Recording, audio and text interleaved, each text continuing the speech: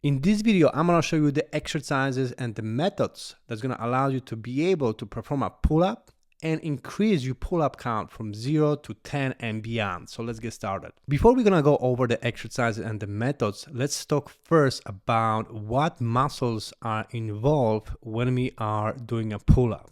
The first muscle is your lat muscle, which is this big muscle on the side of your back.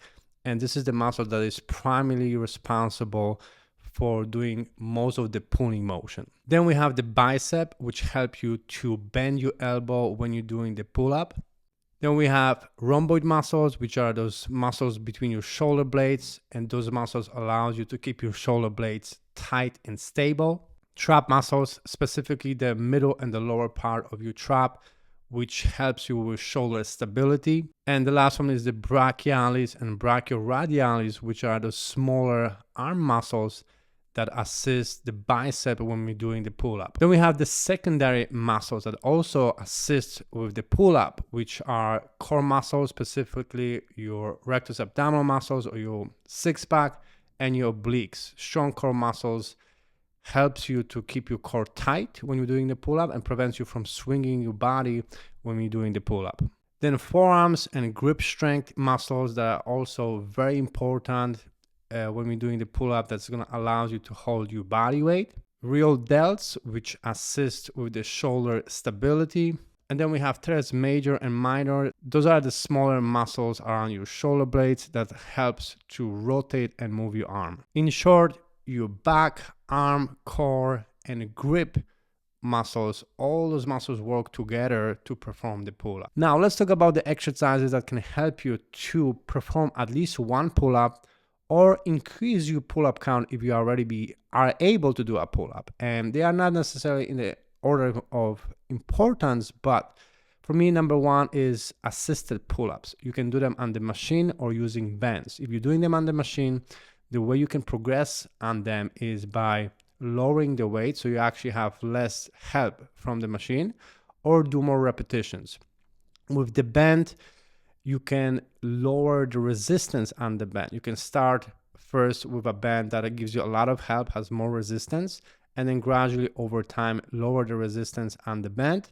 You can also obviously increase your repetitions. Then we have negative pull-up, where you're working on the eccentric portion of the movement, which is gonna strengthening all the muscles that are involved when you're doing the pull-up. And the way you're performing this exercise, you're starting from high position on the pull-up, like the complete position of the pull-up, and then slowly you're lowering yourself down. And the way you can progress on this exercise is by slowing down the tempo when you're lowering yourself down, or increase repetitions. Then we have inverted rows, and this is a great exercise for your mid-back, upper back muscles, and all those pretty much muscles involved when you're doing the pull-up. Those are also great exercises that are going to help you with the pull-up exercise. And the way you can progress on this exercise is by lowering the bar down, because the more your body is horizontal, the more body weight you're lifting, or you can also increase your rep count as well. Then we have different variations of lat pull down, which is gonna strengthen your lat muscles and other muscles that are involved when we're doing the pull up. And the way you can progress on this exercise is by increasing the weight or doing more repetitions. Make sure that you're primarily focusing on pulling with your back muscles and not just the arms when you're performing the lat pull down exercise. And then we have different dumbbell and barbell row variations with overhand grip, underhand grip, supporter rows. All those exercises are gonna be a good supplement to strengthening those muscles that are gonna be responsible when we're doing the pull-up. Then obviously we have to strengthen our arms, so doing some type of a bicep variation exercise, like bicep curls with the barbell or dumbbells, or hammer curls. There's going to be all great variations to strengthen your bicep. And then grip strength exercises, like some type of a variation when you're doing a forearm or a hand curls, or you're just hanging on the barbell to strengthen your grip. That's also going to help you with your pull-up when you have the strong grip. So those are going to be also very important. Then obviously core exercises, any exercises that's gonna strengthen your rectus abdominis, your obliques, like cable crunches, sit-ups with the medicine ball, leg lifts, hanging leg lifts. All those are great movements to strengthen your core. Now let's talk about how we can actually program the training to be able to increase our pull-up count. And when it comes down to frequency, I recommend to train your back or your pulling motions anywhere between 2 to 3 times a week, anywhere between 5 to 16 repetitions per exercise, around 2 to 3 exercises per session, and anywhere between 3 to 6 sets per exercise. And we want to be able to progressively overload on this movement. So for example, let's say with week 1, you're focusing on doing, let's say, assisted pull-ups for 10 reps.